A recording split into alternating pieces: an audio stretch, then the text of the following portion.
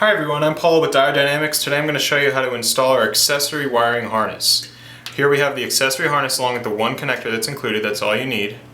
And here's our switch wiring, the switch wiring and the actual LED switch in the color you select. First let's see how to install the basic harness. So our harness is built off of a relay system, and relays are great because they provide a reliable source of power in a very safe way, because you're not going to be drawing too much power from any other accessories. So first we have the base of the system is the relay itself. Relays work by taking a major power source in and sending it to the components when another power source, such as a parking light or other small 12-volt signal, is activated. It relays that small signal into a bigger signal. First we have our ground wire that needs to be connected. You can see there's an O-ring connector here, and it's a black wire. This can be to your negative battery terminal or any good metal part of the vehicle's body. The other major wire is going to be your positive wire. It's wrapped in a black wire, but you can see it's a red wire with a fuse in line. That's going to need to go to your positive battery, and that's going to be your major source of power.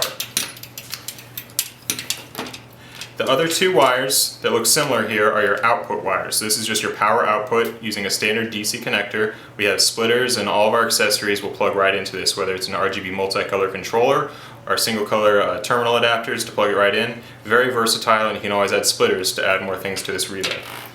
The final wire is just going to be your signal wire. This is the one that's important. So you're going to need to connect this to a 12-volt signal.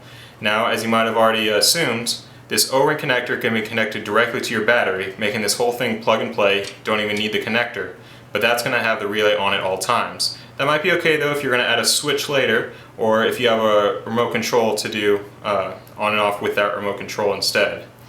If you don't want to have it all the way on with the battery, first go ahead and just undo this connection here, okay? This can be discarded if you don't want to connect it to your battery. This connector is going to connect right into our parking light wire or other accessory wire that we want to have the parking light turn on with our angel eyes, parking light with our demon eyes. That's what's going to connect to here. It's the signal 12-volt wire.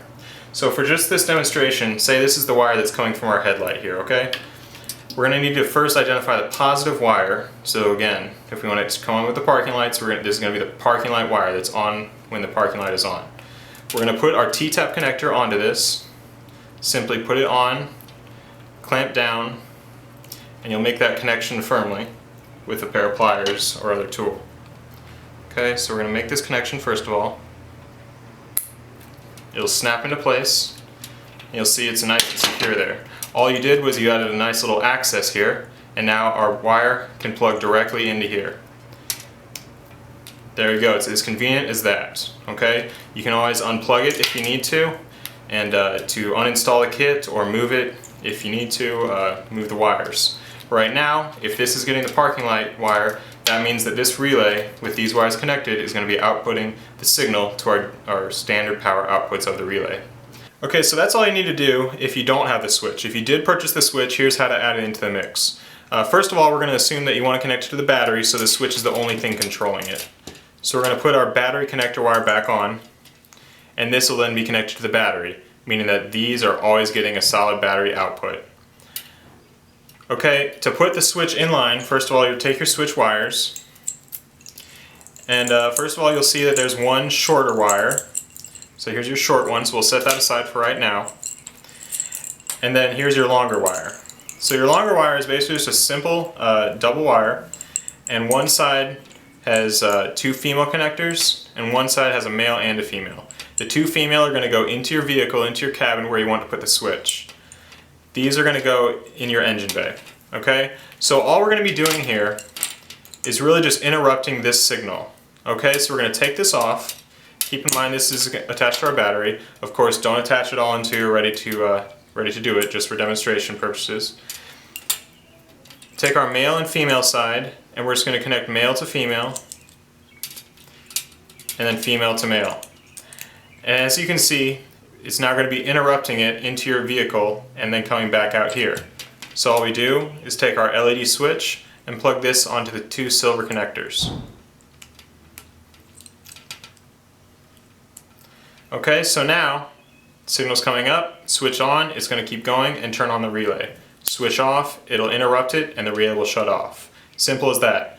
Our last little wire here is going to be our ground wire so that our LED comes on the switch itself. So just plug that on the gold terminal, which is the ground terminal, and then ground this onto any metal bit in your cabin area behind the dash. That'll allow the LED to come on.